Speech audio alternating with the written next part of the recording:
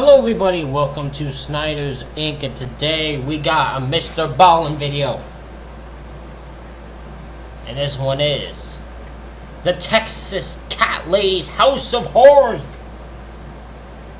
We gonna get right into this. Ladies and gentlemen, hit the like button, hit subscribe button, comment, think down below. Let's go.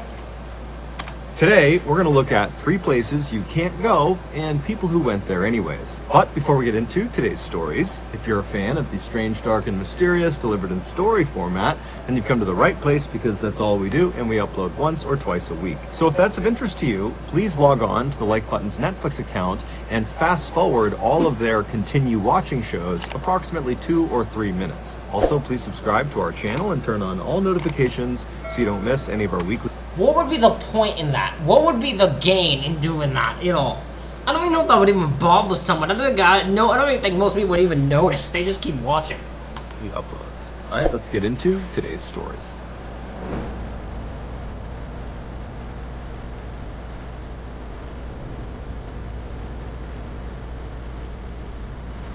DIY. Located on the far northern tip of Maine, right on the border of Canada, lies a small rural town called Van Buren. Van Buren is home to about 2,000 people who, for the most part, have lived in Maine for their entire lives, and they tend to be very rugged and very competent people. But unless you live in Van Buren or know someone in Van Buren or have family out there, there's no reason you would have heard of this particular town. I'm about to say, I've never heard of Van Buren. I've never heard the name Van Buren before. So yeah, I never had a reason to hear this town. Nothing really happens in this town, at least nothing that makes headlines. However, that would change. In 2019, Van Buren made international headlines because of one man, Ronald Sear. As a young man in the 1950s, Ronald Sear joined the Air Force and fought in the Korean War. And then after he got out of the military, he moved back to his hometown of Van Buren, Maine, and he moved into a very modest 2-story home right near town. And for a little while, he just kind of floated about, didn't really have a direction in life. But eventually, because of his love for working with his hands and his general skill at working with his hands and building things, he started a small but successful tool selling company that he ran right out of his shed on his property. Fast forward to 2009. Interesting. So he ran a tool selling company. So he sold tools. He didn't build anything with it, he just sold tools. 19, Ronald Sear at that time was 65 years old, and he still lived in the same property right near town in Van Buren. However, he now lived alone, and he still ran this tool selling business right out of his work shed. And for Ronald, this was enough. He was very content with his life. He was very happy.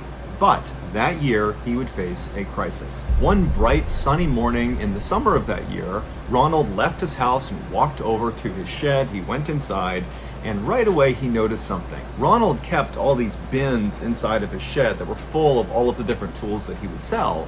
And because he was in there all the time, either literally selling tools or tinkering with whatever it was he was building himself, he was very aware of how full each of these bins were, and anytime they got low, he would order more so he had enough supply to sell. And so he went into his shed this morning, and he noticed right away that a couple of the bins appeared to be a little bit lower than he remembered. And right away, Ronald is thinking, did I forget to order supplies to fill these bins up? Did I just forget to do that? But he's thinking to himself, I am meticulous in making sure my inventory is full at all times. I've been doing this for decades, and so it can't be me. Maybe I took the tools and I brought them into my house and I've left them in there, or maybe they're in my truck. And so Ronald, believing there's a totally Ronald, you're 65 years old, my friend. You're gonna forget things. You might have forgotten to order more tools. It happened. Hey, listen, there's some businesses that just bad with sell their business. You're gonna forget some things. You're gonna forget to order tools, but you still have tools, so that's the good thing. You can just order more. Don't make it a big deal, Ron. logical explanation for this would leave his shed and he would search his property, but he can't find these tools anywhere. And so he began calling his family and his friends to see if, maybe they had come by and borrowed some of these tools, or maybe they knew what had happened to them. But everyone he spoke to said, no, I have no idea. And so by that afternoon, Ronald had found himself back inside of his work shed looking around, thinking to himself, have I been robbed? It was the only logical thing he could think of that would explain this loss. And so Ronald drove to the police station and he spoke to police and he explained what happened. But unfortunately, the police's reaction to what he was telling them was not exactly what he wanted. They basically assumed that, he just had miscounted, that in reality the tools were either still in the shed and that he just forgot how many were supposed to be in there, or he had just kind of lost them on his property somewhere that they... It is possible.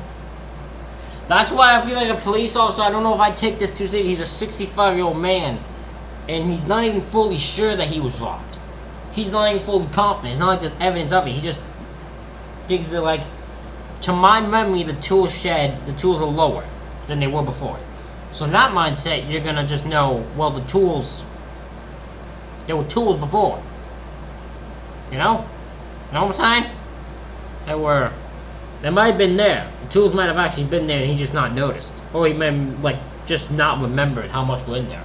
They were bound to turn up. And so the police told him, look, Ronald, go back and search your property. I'm sure they're there. And if you get some proof that someone actually stole from you, then come back to us. And so Ronald was really annoyed by this. He wanted them to take this seriously, but he could tell they just were not going to. No, they weren't.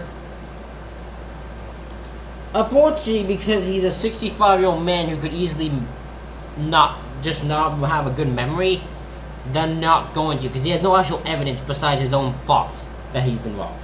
There's no evidence to prove he's actually been robbed, so they're not going to take it seriously.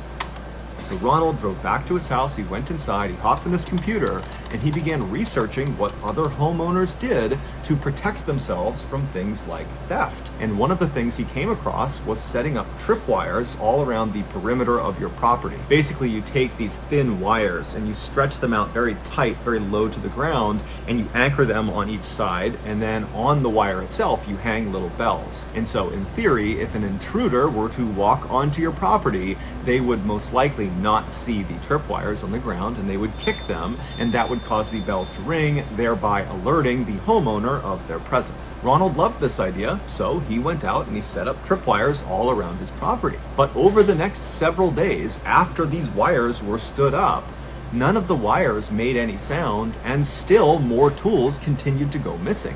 This was... Okay, this is either two things. This is either Ronald is like sleep robbing himself. Like Ronald is sleepwalking and is just taking his own tools and putting them somewhere where that he doesn't know, and is end up just making himself freak out. Oh, someone who knows him very, very well, like maybe a neighbor, is watching him, is stealing from him, so they can see everything he's doing. Besides that, I don't know what else could be happening here.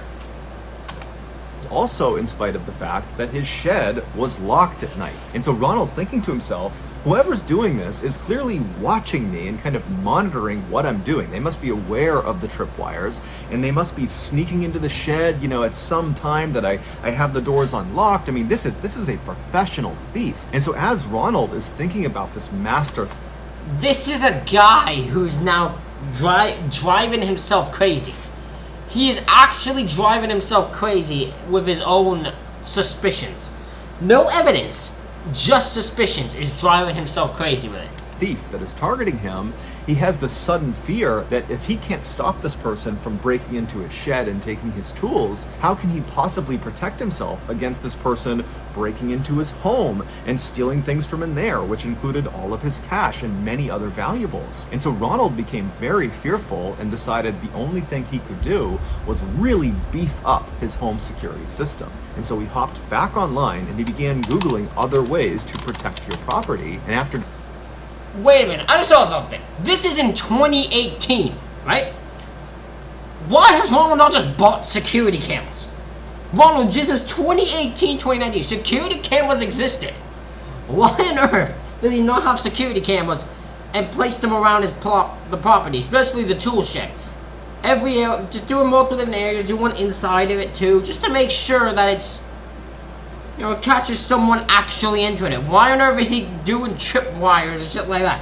Because if he can order tools to get things, he could order a security system. discovering a number of really effective techniques, he got to work. He began building all these home defense systems and placing them all around his property. And after all of these kind of DIY security measures were put up, the theft of his tools stopped. And in Ronald's mind, that validated that his defense system had worked. He was effectively preventing theft.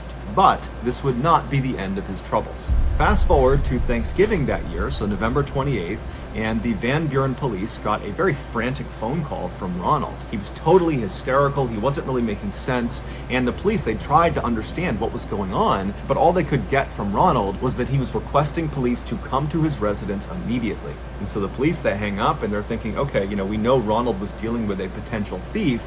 Maybe he literally caught the thief red-handed and he wants us to come and arrest this person, and who knows, maybe they're fighting at his residence right now. And so the police speed over to Ronald's house, they pull into his driveway, and at first glance, nothing looks out of the ordinary. Ronald's truck is in the driveway, and there's no obvious signs of a disturbance, but they notice the front door to Ronald's house is wide open. And so the police park their cars in Ronald's driveway, they get out and they run up onto the front porch, and they're standing in front of this open door, and they look down and they can see there's a very obvious blood trail starting from the front of Ronald's house, going straight back down a hallway that looped around to the left and out of sight. And so right away, the police are yelling into the house, Ronald, are you okay? What's going on?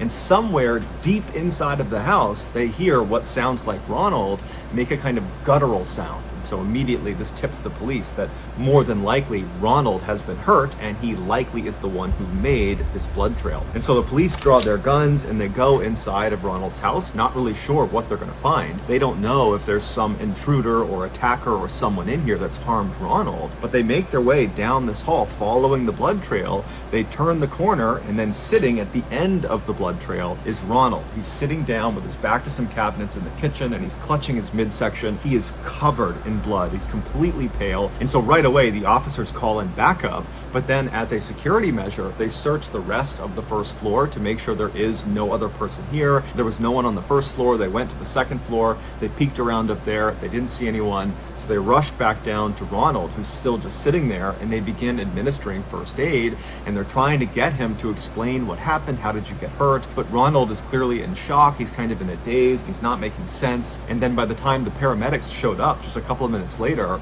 Ronald had slipped into unconsciousness. When Ronald was wheeled out of the house, the responding officers and the backup officers, who by now had arrived, decided to search the rest of Ronald's house to see if there was some clue as to what had happened. And so they began searching in the kitchen, looking around, but there wasn't anything that stood out to them. And then they began walking around towards the living room. And when they got into the living room, one of the officers suddenly screamed to everyone inside to stop where they were, stop moving. It would turn out Ronald, as part of his very beefed up home security system, had installed various booby traps all around his property, including inside of his house. And some of these traps were gun booby traps. This son of a bitch shot himself. This son of a bitch booby trap shot himself. Ronald! You didn't need to do... Ronald, just a security system would have worked. A security camera is all you needed. I'm telling you, it's all you would have needed. No, don't... Why was this your go-to? Instead of buying a security system like a camera, that you decided you needed to do gun booby trap, which end up backfiring and shooting yourself. Absolute goddamn moron. I'm sorry, but Ronald, that's next level crazy stupidity. This is 2018. This isn't a situation where cameras didn't exist and that was his only option. No. He had many other options in 2018. Oh my God. The officer that had yelled for everyone to stop had spotted one of these traps. He saw a handgun anchored to the ceiling aimed at the front door, and there was a string attached to the trigger that was also then attached to the doorknob of the front door. And so if this trap were live and some person opened the front door, it would activate this trap, causing the gun to shoot them. And so clearly Ronald had accidentally left this particular booby trap on, and he had accidentally activated it, shooting himself. And so after the officer sees this gun anchored to the ceiling, he tells everyone, and they begin looking up and just looking around to see if there are other traps. And amazingly, there are. In other doorways, just from where they're standing, they can see the barrels of guns. Ronald, you are the dumbest. Ronald, you were gonna. This was meant to happen to you, Ronald. I'm sorry, but this was meant to. When you start setting up booby traps like this was meant for you to. It was meant to happen. It was meant to backfire on you. What did you think was gonna happen, Ronald? It was gonna backfire. Of course it was. Pointing down that are obvious booby traps. In their haste to get in there and figure out what was going on, they hadn't noticed all of these guns in the ceiling, and so it was just kind of a miracle that none of the other traps had been set off. Ronald would be rushed to the hospital that night, but he would pass away from his wound. His death would be ruled an accident, and to this day, we don't know if he really was dealing with a professional thief that was stealing his tools, or if it was just a figment of his imagination. I'm gonna guess it was the second part. Mary Cerruti had a difficult childhood. Growing up in the 1950s and early 1960s in Houston, Texas, Mary's family barely had enough money to get by.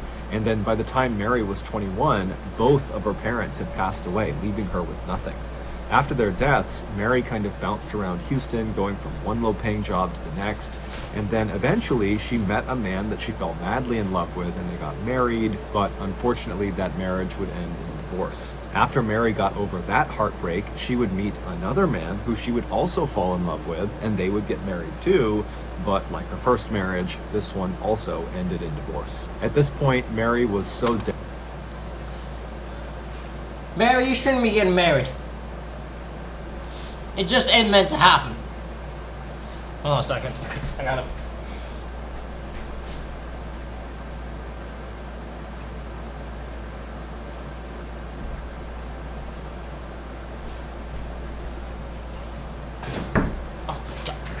Sorry, I had to turn my laptop.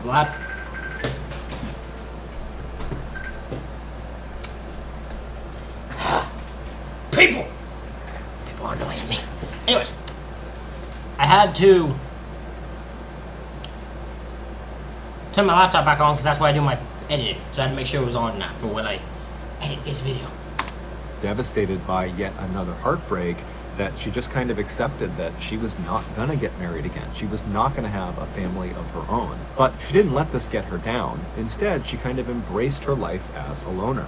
Fast forward to 2015, and Mary was 61 years old, and she was still living alone. She lived in a small home in a Houston neighborhood. This neighborhood, over the last several decades, had really begun to grow. Lots of new apartment complexes were being built all the time, and in fact, one of the apartment developers had approached Mary and offered to buy her house so they could build over her land, but she had refused because she loved her house. She did not want to sell it. It didn't matter what they offered her. And so she was the only house in this long stretch of apartment buildings that didn't sell. But Mary kind of liked it. She wrote in her diary that her bungalow was like a castle, and all these... Oh my god, this woman had to deal with nothing but construction then. She had to just deal with construction on a consistent basis. I don't know, if I had a house and someone offered it to me to sell a thing, it would have to be a good amount. I'd have to be able to buy another house with it. And I would not be moving out until I bought another house. That'd be part of the deal. The apartment buildings all around her were her castle walls. Mary didn't really have much contact with other people. She didn't have a consistent job, so she didn't have relationships with coworkers. She looks like someone who do witchcraft. Sorry, it's just what my first brain thought when I saw her. She looks like a witchcraft person. I know it sounds weird to say, but it's what the first thing was on my mind. She looks like a witchcraft person.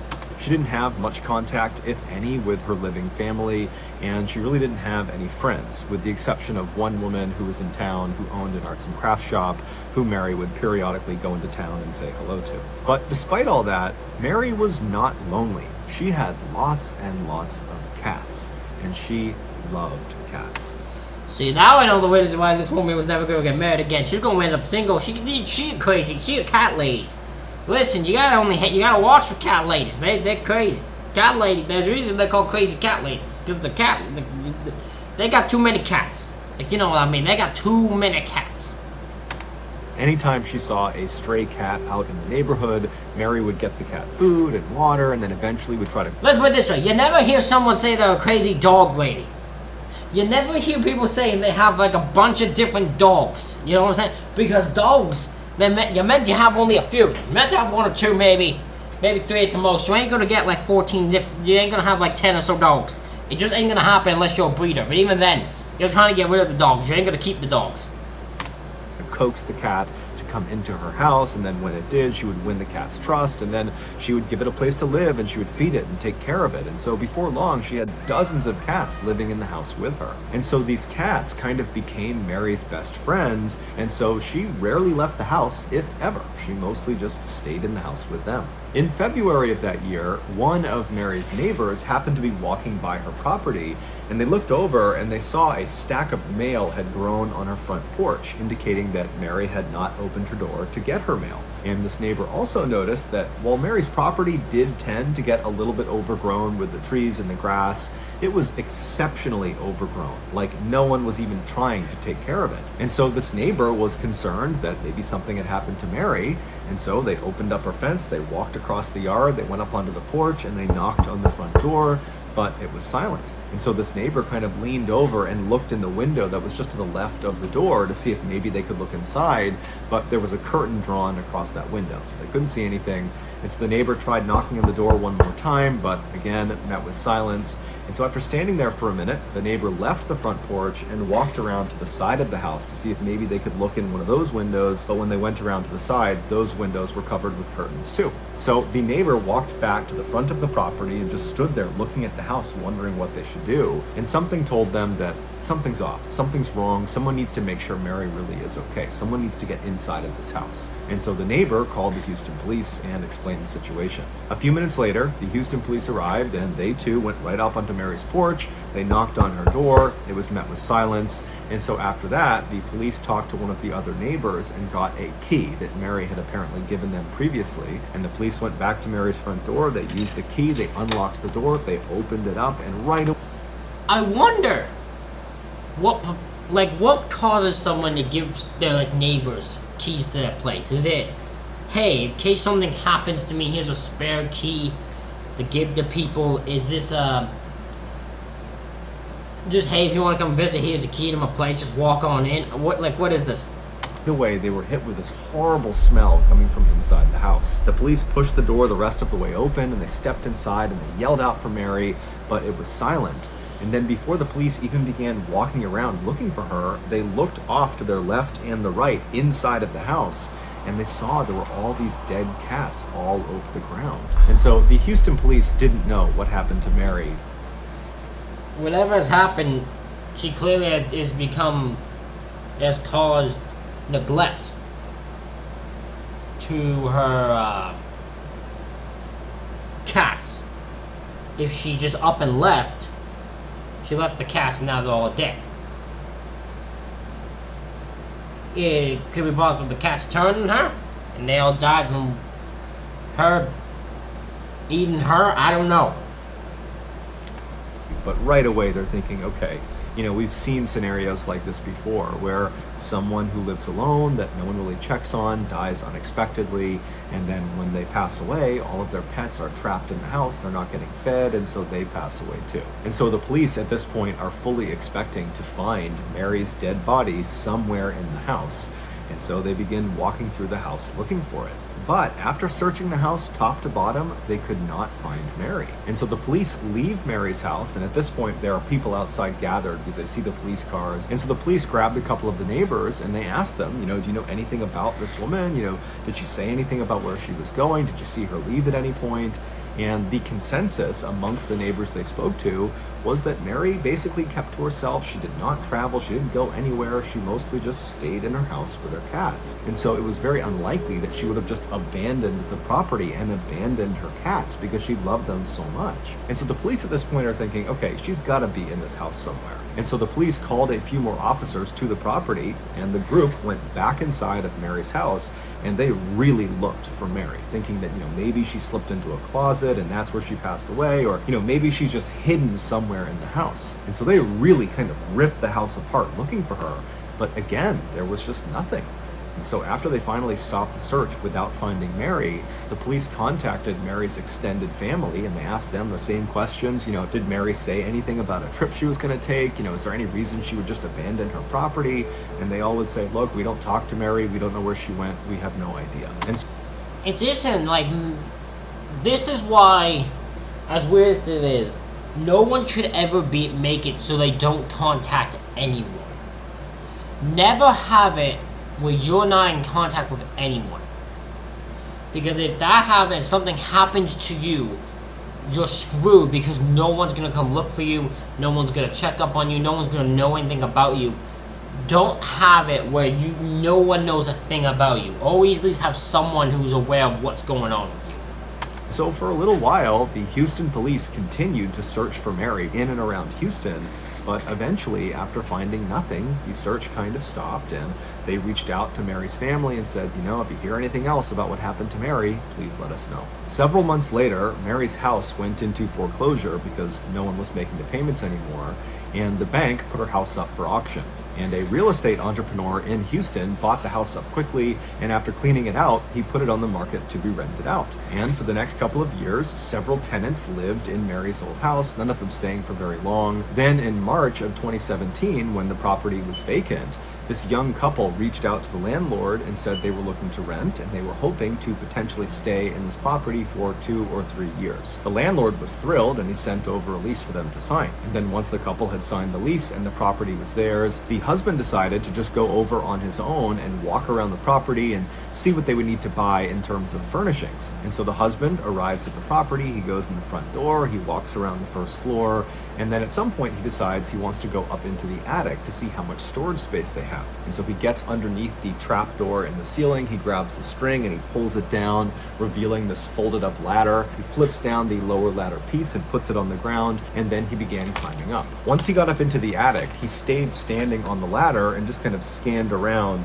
and he saw there really wasn't much up there. There was a couple of metal cages that appeared to have been for pets or something, but it was very dirty and dark, and it appeared like no one had really come up here in a long time. And he kind of assumed that, the other tenants weren't using this as a storage space. And so the husband was about to go back down the ladder when he noticed off to the right side of the attic, kind of far away from the ladder, right where the roof begins to pitch down, he saw one of the floorboards was kind of popped up, like it shouldn't be. And he stared at it, and he's looking around at the rest of the attic, and all of the floorboards were perfectly uniform, but that one was really jacked up. And so he was curious, and so he climbed up into the attic, and he kind of stooped down, and he walked over to this loose floorboard, and when he was standing over it, he could tell that this floorboard had kind of popped off of this hole in the ground, that the floorboard had been covering this hole, but the hole was dark. And so he pulled out his phone, and he turned on his flashlight, and he looked straight down, and he aimed the light into this hole. Now, this hole was basically just a gap between two of the walls on the first floor. And so he's shining his light down into this gap,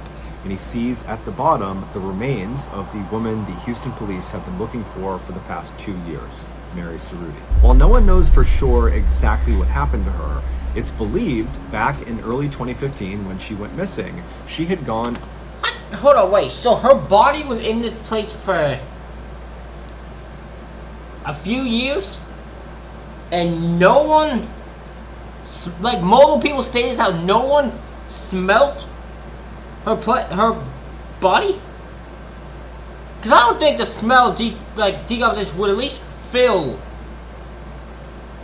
the entire place. Am I wrong for thinking this? How did no one smell the decay of her body?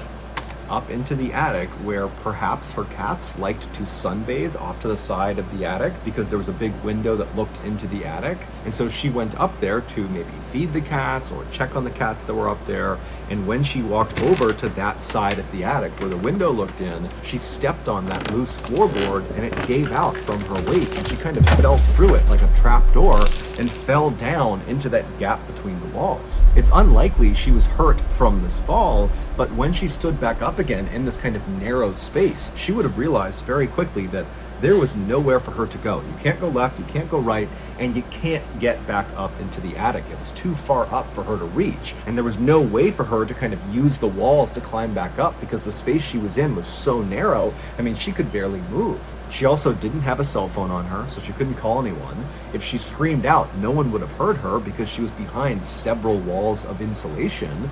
And because no one ever checked on her, there was no one that was just going to find her trapped in the wall. She was totally on her own. And so trapped in this little space, Mary spent probably a couple of days screaming and trying to get her way out, but nothing worked. And then eventually she passed away. And then unfortunately, all of her cats did too. Her death was ruled an accident. Imagine that you are stuck in a... You a loose floorboard breaks underneath you and you're stuck between walls. You can't move and you realize you can't get out. So you have to sit there and die. Pretty much. In this space, and you have no way out and no way to get free. Wow. That suck. In the spring of 2017, Antonio Navarrete was on top of the world.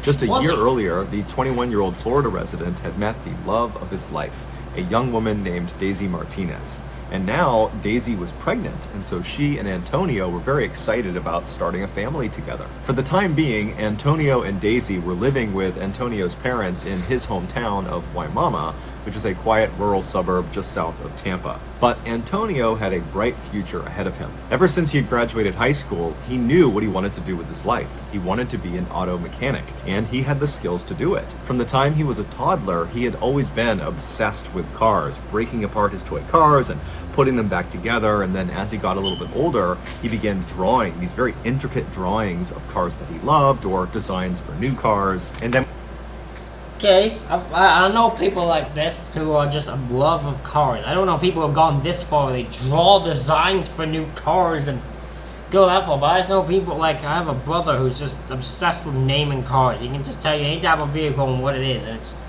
really weird. I've never understand it, but in fairness, with him, with cars and me, motorcycles. I can do that with motorcycles. And when he was a teenager, he began actually tinkering around with real cars until he finally acquired a car of his own. It was a white Chevy lowrider pickup truck that he tricked out with all these fancy lights and special rims. Hey, man got himself a lowrider. He was a lowrider pickup truck. You know what? I like it. I like it. And this huge sound system that took up most of his back seat. It was thanks in part to this truck, which he nicknamed Casper, that Antonio, who was too shy to be much of a ladies' man, met up with Daisy in the first place. Antonio had driven Casper to a local car meetup for other car enthusiasts, where you could basically park your vehicle and you could walk around and see what other people did to upgrade or enhance their vehicles. And so while Antonio was there, he was walking around when he saw on the far side of this meetup, there was this unbelievably beautiful young woman, and he found himself just staring at her. He couldn't help it. And this young woman, who was Daisy, she eventually would look up and she would smile at him, and the rest, as they say, was history. 6 months... I wish I had this type of luck. I never find thing. I find women in the most weirdest of situations. I don't have good luck with relationships. I don't have good luck with finding women at all. Later, not long after Daisy had moved in with Antonio at his parents' house and the couple had announced to their delighted families that they were going to have a baby, Antonio got yet another good piece of news. He'd landed a good job with a company that did maintenance work for Tampa Electric Company's Big Bend power plant, which was located in Apollo, Florida, which was about 10 miles to the east of Antonio's parents' home. Now, this was not Antonio's dream job. He still very much wanted to eventually become an auto mechanic, but this job paid $12 an hour, nearly double what he was used to making.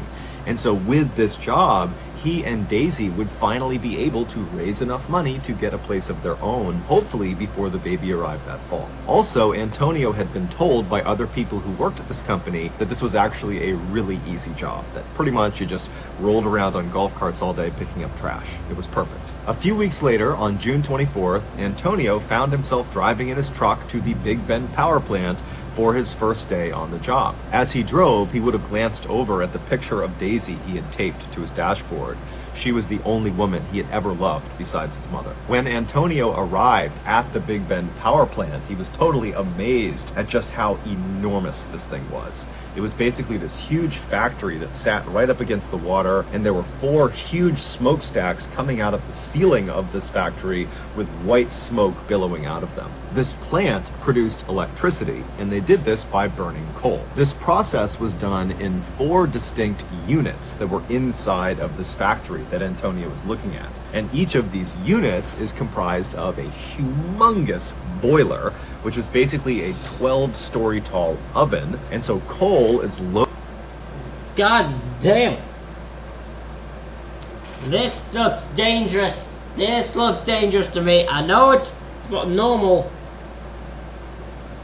but this look goddamn dangerous as all hell, and I don't want to go anywhere near this thing. I don't need money that much, and I'm all down for this thing. No.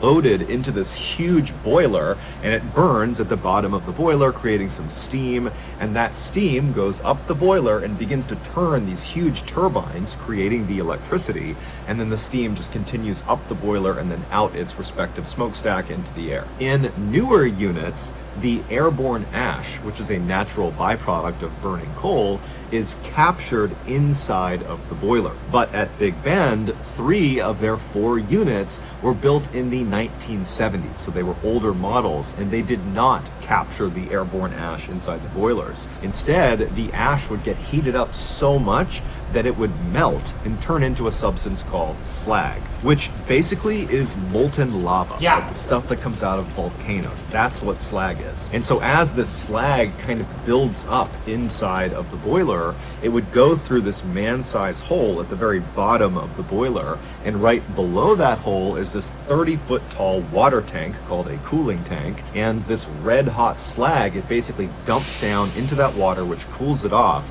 turning it into these kind of glassy rocks. And then they settle at the bottom of this 30-foot cooling tank, and at the bottom of the cooling tank is this grinding mechanism that pulls these hardened, cooled off little boulders of slag into it, and it crushes them up and spits them out on the other side as little tiny bits of slag chips. And then these chips get sold for use in everything from sandpaper to roofing shingles. So after Interesting. That is a very interesting process. I never knew that. That is an interesting process. So I can't even try to repeat what that was. But like, if I'm interested, the slag goes into this thing, gets turned into rocks, and then the thing grinds it down into slag chips, and the chips are sold to either sandpaper or for roofing or stuff like that. Interesting. Okay. I mean, you need to update your machine still, because it's from the 1970s, but it's still interesting.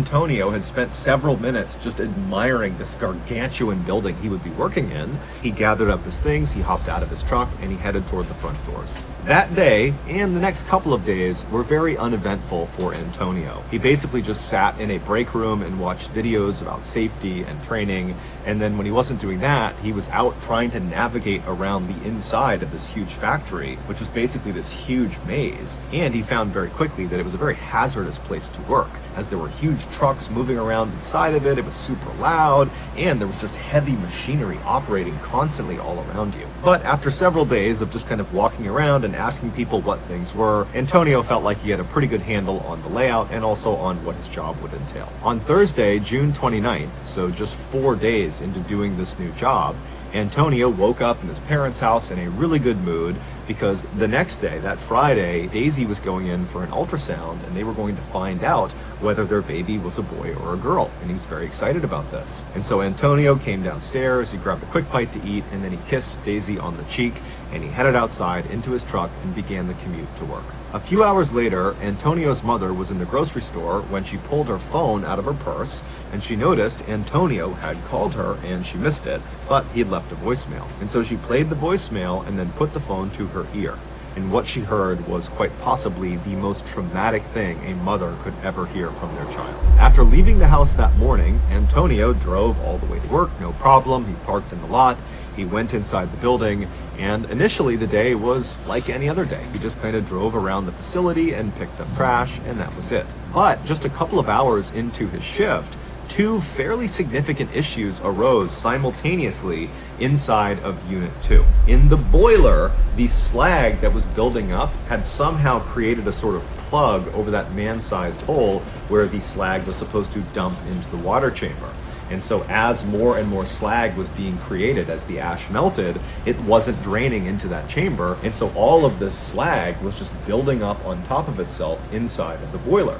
And then in the water chamber, completely unconnected from the issue in the boiler, the slag that had fallen into the water chamber, that had cooled and settled at the bottom, it had landed in such a way that it actually blocked the grinding mechanism. And so none of the cooled slag boulders and rocks were being ground up and expelled out the other side. And so they needed to fix these two issues quickly, otherwise Unit 2 would become basically ineffective. Now, the safe way to fix these two blockages...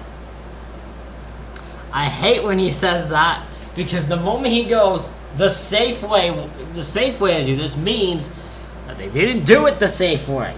And that's why we're hearing about this. It means fucking negligence and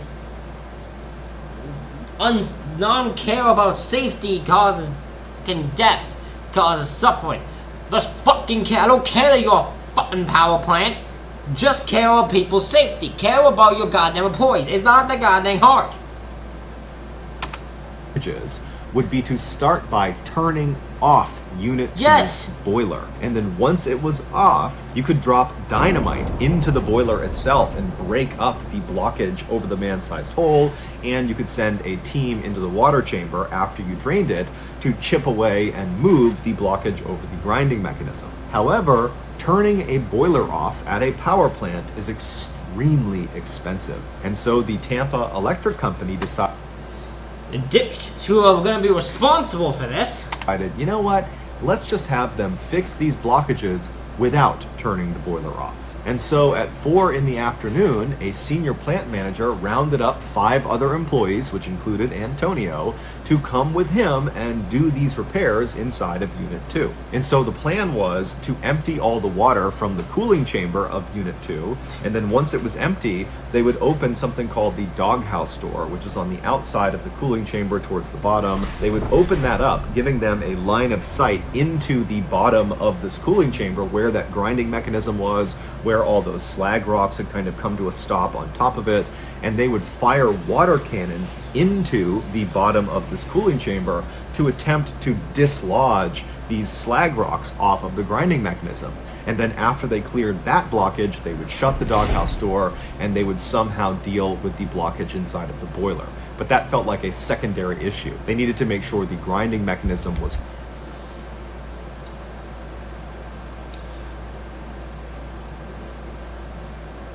Why do I have a feeling that the slag, what they say is the secondary issue, is actually the main issue?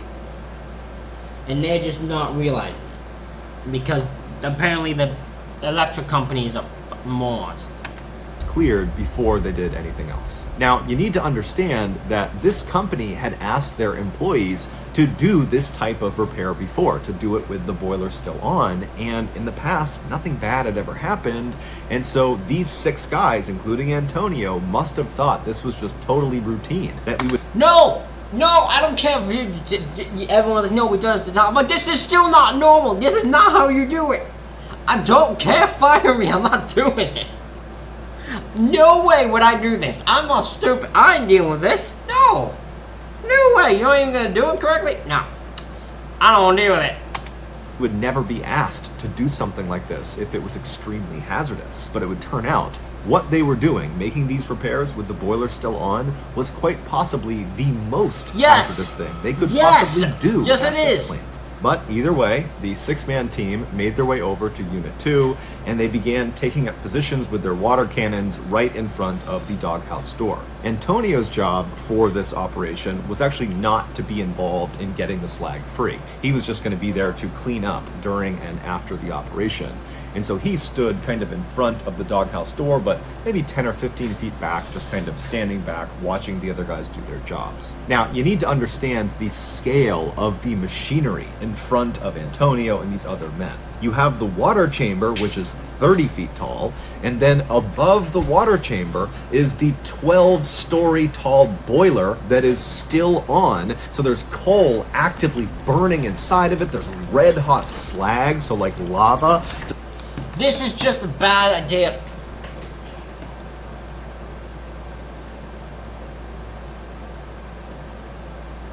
Sorry, I'm sending a text on it.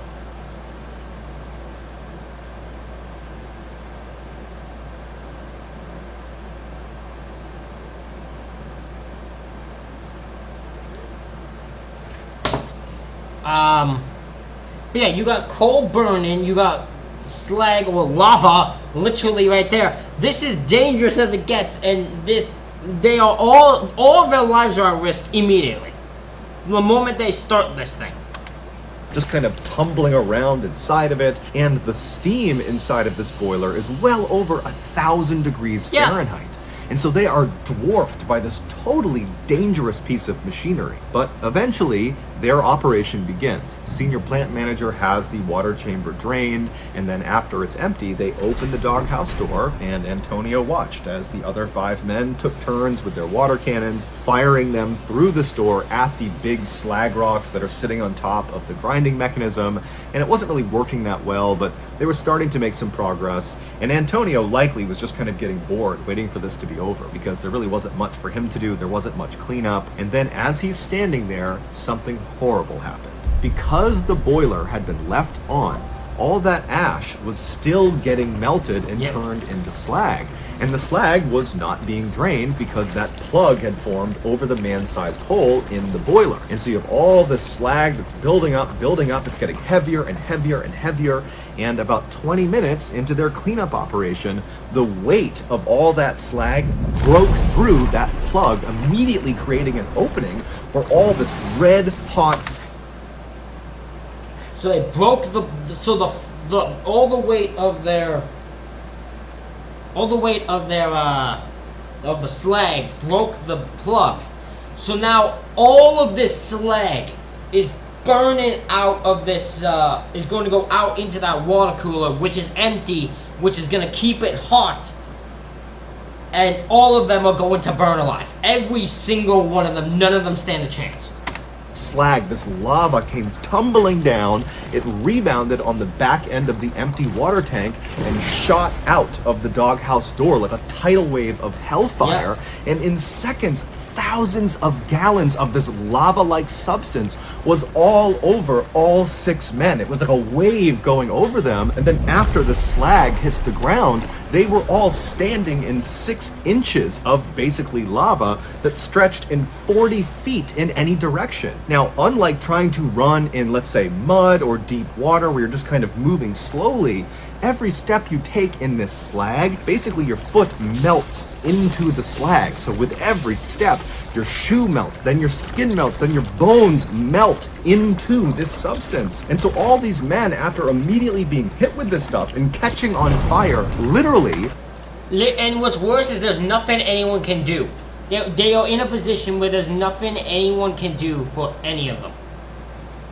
They likely tried to start running, but it was like their bodies were slowly consumed by this slag feet first. And so Antonio tried to run like the rest of them, but he couldn't go anywhere, and he fell onto the slag. So he's laying on his side, and as he's melting and burning to death, he reaches into his pants pocket with his free hand, and he pulls his phone out, and he calls his mother. She doesn't pick up, and so he leaves her a voicemail. And all he says is, "Mom, Mom, I'm burning. Please call the cops. Please, Mom." And in the background of this voicemail, all you hear is the hissing sound of the steam and slag pouring out of the boiler. In total, 5 of the 6 men that were a part of this repair operation would be killed from this tidal wave of slag.